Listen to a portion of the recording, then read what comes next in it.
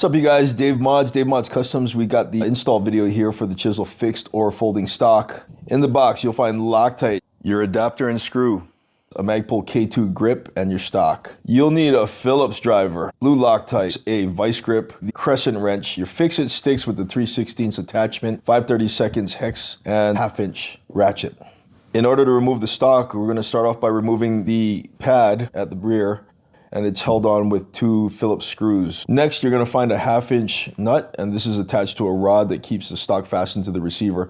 Go ahead and loosen that guy up. Pull everything apart. Now, if you look on this piece right here, you'll see these flats where a wrench could be used to tighten it down, but this little protrusion from the fire control unit makes it precarious. I prefer to use a vice grip, clamp it on nice and tight, and that'll get it loose. You're going to want to clean out any remnant blue Loctite, get those threads ready. Once it's cleaned, you go ahead and take the adapter provided by Chisel, and you're going to apply blue Loctite to it. I keep it pretty healthy on the application there. Make sure there's good coverage on the threads before inserting that. Get that in there nice and tight. I'm using my crescent wrench here to firm it up, and then I'm going to apply the stock to it. The stock should fit in nice and snug. This little guy over here is going to require the 5/32 hex wrench, and that sits right in that nice little pocket in the back.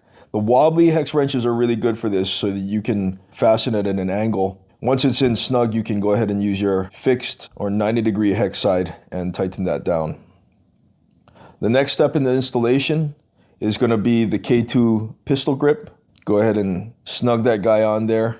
And using your 3/16" fix-it sticks driver, you go ahead and insert the retention screw for the grip itself. Don't forget to cap it off. And right there you have your finished install of the Chisel Machining stock. Ours, we went ahead and threw the quiver on the back, and it gives you a quick look at what it looks like. And this is the finished piece right here. One of my favorite upgrades for the Beretta 1301. Thanks for watching, guys.